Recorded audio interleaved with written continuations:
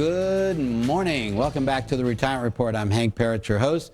With me, my good friend, special guest, Jack McCann with McCann and Hubbard over in Cool Springs area there in Franklin.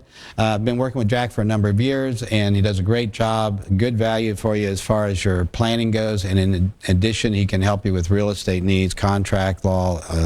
He's very good, and I highly recommend him.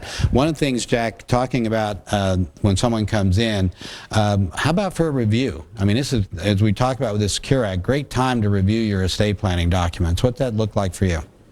Yeah, so I look at a lot of documents from for people who have moved here from another state. You know, we have a lot of people moving here from California, but we have Illinois, Michigan, New York, all kinds of different places, and it's important. A lot of times there's not really anything technical that needs to change as far as the law goes, but we'll discover, oh, wait a minute, that person that I was making responsible for this still lives in my old state. I want my adult daughter to do that now, or somebody, so there'll be changes to the decision makers.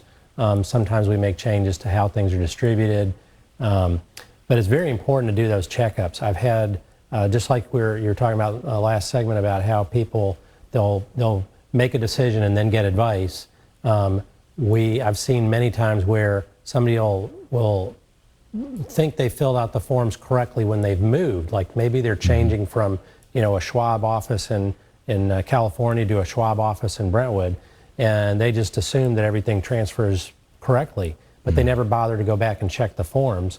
And I've had several cases where the forms got filled out incorrectly and it didn't go to the trust the way it was supposed to, or it went to one child and left out another child. And so part of that planning is just the review, just going over, well, what does this say? Well, who's the beneficiary? Well, how is it titled? It's just that review process. We run into that all the time. When I do regular reviews with clients, typically at least twice a year, sometimes 3-4 times a year. And I have some, depending on what life's bringing their way, that may need to meet even more frequently.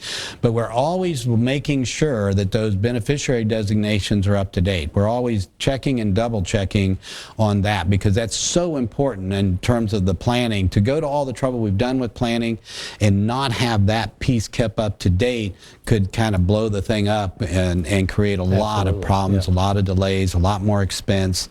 So we're very conscious of doing that. And whenever there are changes made to accounts, which of course is going to happen as well, then we may need to make sure those are kept up to date as well. And if a client's coming in and they acquired something or inherited something, of course, then that needs to be incorporated into their planning at the same time. So these are the kind of things we do in my office. Working with Jack's been a pleasure doing that as well. Hope this has been helpful for you this week, that you've gained a lot, and that you'll join us here each and every week on the Retirement Report.